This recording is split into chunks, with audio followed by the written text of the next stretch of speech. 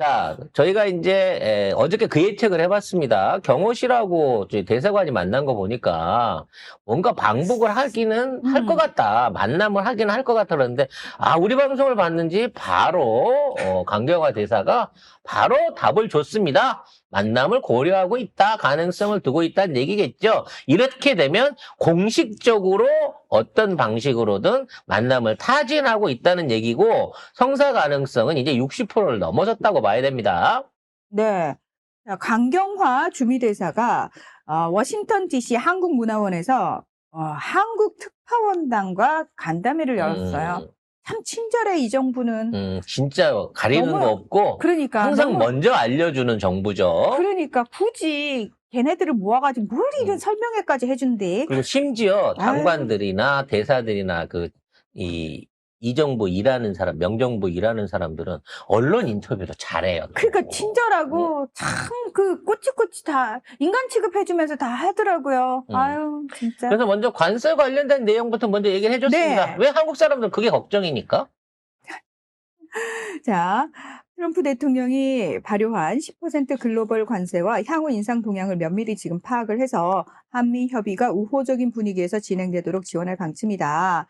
그러면서 환급 절차가 지금 사실은 불확실성이 큰 상황이기 때문에 우리 기업들에게 정확한 정보를 좀 제공하기 위해서 경제단체와도 긴밀히 협의 중에 있다라고 이야기를 했습니다. 요런 내용은 이제 우리가 걱정하고 있는 내용이기 때문에 이걸 보증해 줄 수는 없어요.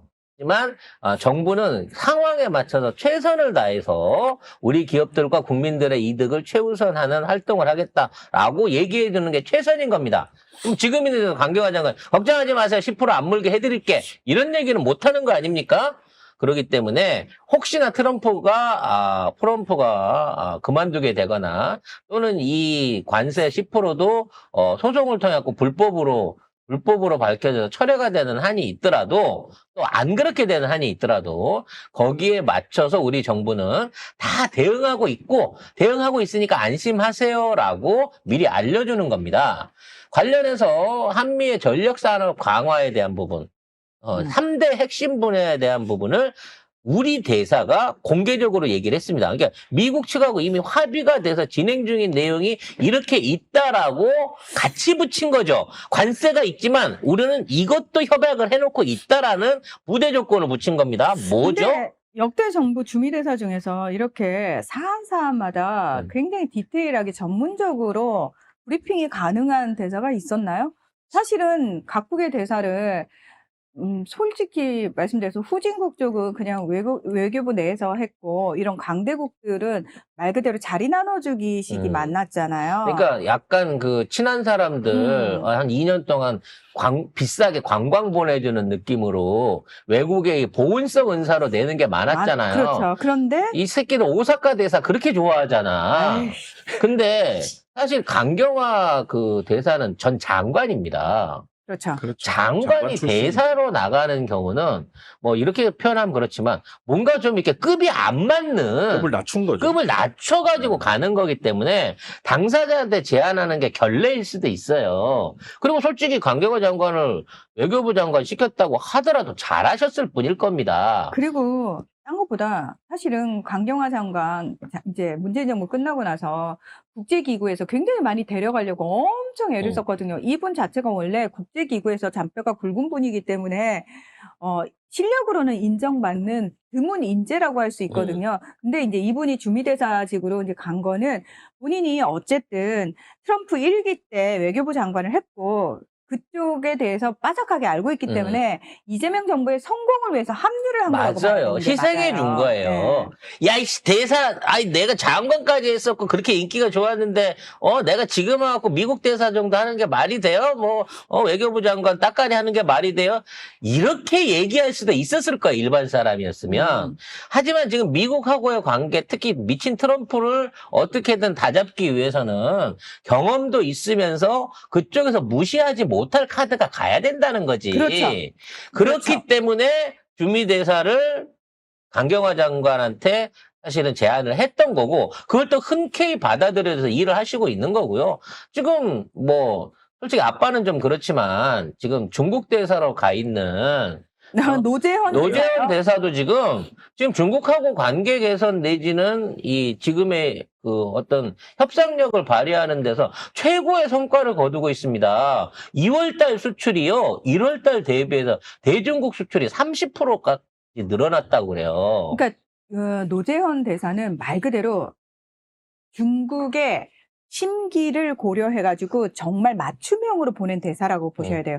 왜냐면 중국에서는 그런 게 있대요. 중국이 제일 먼저 이제 수교를 맺었을 때가 노태우 예. 대통령 때잖아요. 노태우 때인데 그렇게 처음 어쨌든 시작을 했던 그 사람에 대한 예의, 그다음에 인정 이런 부분들이 굉장히 크게 자리를 잡고 있대요. 근데 이재명 정부가 그의 아들을 대사로 보내줬다라는 거는 약간 패자당인 줄 아나 보다. 그러니까 중국 정부 입장에서는 얘네가 우리의 심기를 미리 짐작해 우리한테 맞춤형으로 보냈구나. 그러니까 우리한테 잘 지내보자고 이런 식으로 하는구나. 여기에 대해서 그리고 의리를 지키는구나. 이 정부는 그래도 뭔가를 아는구나. 이렇게 받아들이고 있다는 거예요. 더군다나 이제 그러고 보냈는데 거기 갖고 깽판 놓고 사고나 치고 술이나 먹으러 다니고 에이. 이러면 이 지금 나라 망신을 시킬 수도 있는 부분인 건데 우리가 몰랐지만 이 노재현 씨의 노재현 대사의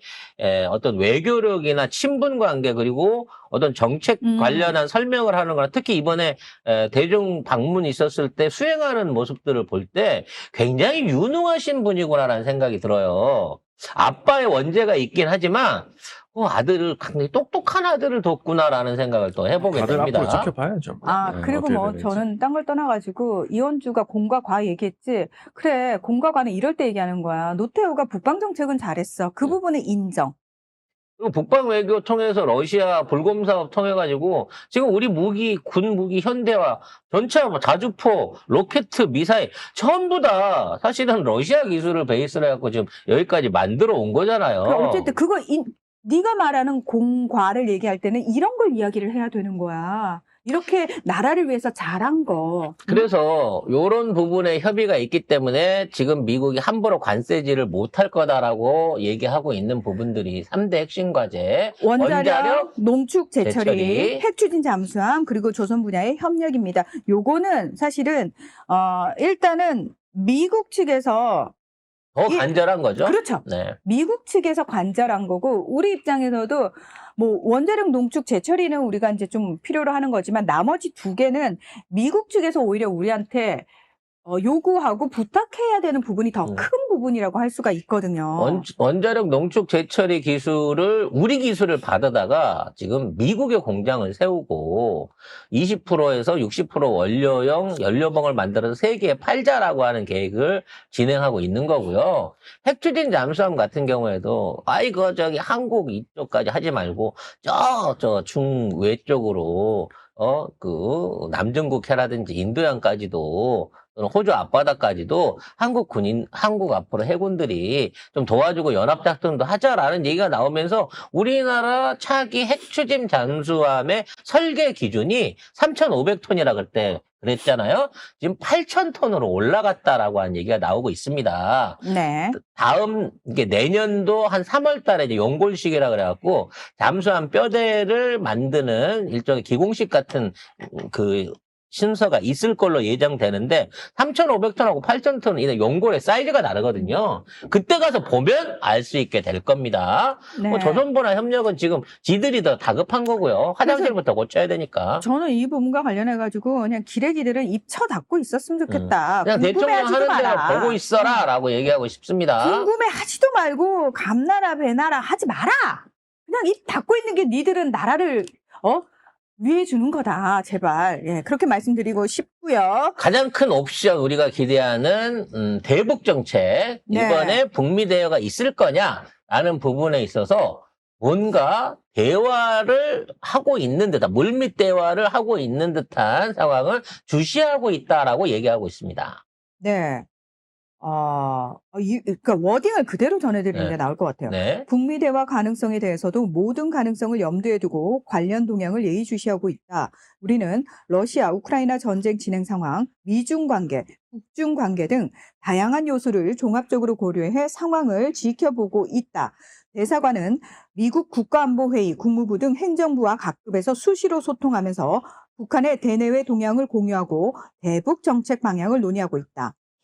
핵심은 이거예요.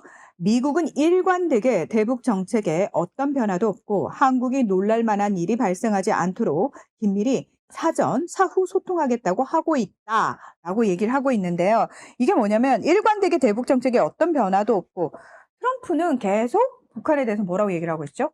대화하고 싶다고 얘기를 하고 있습니다. 하지만 북한이 두려워하는 거는 이 새끼들 이란 치듯이 야간에 와갖고 공습하는 거 베네수엘라 아니야? 치듯이 갑자기 체포해 가는 거 아니야? 이런 부분을 우리 대사가 미국 NSC하고 얘기하고 있다는 거야. 만일에 걔네 그 김정은 주장대로 키드냅 갑자기 김정은을 체포 작전을 벌린다고 하더라도 우리가 나서서 말려주고 있을 거다. 또는 군사적 행동을 미국이 하지 못하도록 감시하고 있고 미국도 한국 놀라게끔 독단적인 정책 쓰지 않는다라고 얘기하면서 그 완충선을 우리가 제공하고 있다는 거예요. 그러면서 만날래 말래 어떤 조건을 줘주면 만날 거냐, 어디서 만나면 나올 거냐, 경호는 어떤 방식으로 할까, 이런 부분에 대한 실무적인 협의가 대한민국 라인을 통해 가지고 북한으로 전달되고 있을 것으로 보여집니다. 아니, 트럼프가 3, 4월에 중국 방문하잖아요. 그때 북미 대화 있을 수도 있다고 하니까 준비를 우리도 해야 되겠죠, 그러면 결국에. 아무튼 준비할 게 많은 거고요. 따라서 이 남북 대화도 현재 5월 달 중에는 그러니까 트럼프가 이제 어떤 형태로든지 김정은을 만나고 나면 5월 달쯤에는 남북 대화도 진행을 하고 있다라고 하는 통일부 관계자의 솔솔 뿌려지는 소스들이 있습니다. 만일 5월에 김정은과 이재명 대통령이 뭐 평양에서 만나든 서울에서 만나든 어떤 형태로든지 만남이 이어지게 된다고 치면 조가는 만도 갈 수 있다라고 그렇죠. 저는 생각을 대북주? 합니다. 대북주. 네, 대북 관련한 기대 심리가 드러나면서 한반도의 가장 제발. 큰 그 위험 요소 중에 하나, 안보 위협에 대한 부분이 해소가 된다고 치면 진짜 6월 달에는 지선될 때는 정말 꿈에 만을 보지 않을까 라는 것도 가능하리라고 봐져요. 많은 분들이 근데 주한미군이 왜 이제 중국을 자극하는 훈련을 빙자해서 중국을 자극하는 그런 행위를 했느냐, 그게 좀 이해가 안 된다라고 이제 생각을 하실 텐데, 제 생각을 말씀드리면은 그 브런슨이라고 하는 주한미군 사령관이 언제 부임했는지를 보시면은 이 사람이 주한미군 사령관이 되는 시점이 바이든 행정부 때입니다. 막판에 바이든 행정부예요. 그러니까 트럼프가 민주당 매파에 그렇죠. 그쪽 라인이라는 거죠. 그쪽 네. 라인이라는 거예요. 그러니까 다시 말해서 아마도 지금 미국 내부가 시끄러운 틈을 타가지고 이제 매파들, 대북 강경파들의 목소리가 조금 이쪽에 영향을 미쳐가지고 야, 니들 이거 독단적으로 좀 해봐라는 식으로 사인을 주지 않았을까라는 생각이 좀 들고요. 거기에 대해서 우리 정부가 굉장히 강하게 어필을 한 부분이 있고, 요거는 이제 미국 정부 차원에서도 귀에 들어갔을 거예요. 그러면서 이것들이 이런 식으로 해가지고 나를 방해할 수도 있겠다라는 판단이 들면 저는 조만간 주한미군 사령관이 바뀔 수도 있다라고 생각합니다. 갑자기 바뀔 수 있습니다. 네. 그러니까 그렇게 생각하시면 돼요. 그러니까 모든 게 트럼프에 의해서 딱 일사불란한 게 아니고요. 여전히 미국 내부에는 실제 실무진들 차원에서는 대북 강경파가 꽤 오랫동안 포진을 하고 있었기 때문에 그들까지 다 바뀌었다라는 생각을 하시면 안 된다는 겁니다. 그리고 이 브런슨 사령관이 흑인이에요. 피트 헤그세스는 극우입니다. 그래서 국방장관은. 흑인 장군, 혼혈 장군 또는 여성 군인들을 혐오하는 새끼가 국방장관을 하고 있는 상황이기 때문에. 그래서 저는 아마 굉장히 강하게 이제 뭔가가 본사에서 경고가 들어갔을 것 같고요. 네. 경고가 들어갔을 것 같고 조만간 바뀔 수도 있다라고 생각합니다. 그 시점에서 봐주시면 될 것 같습니다.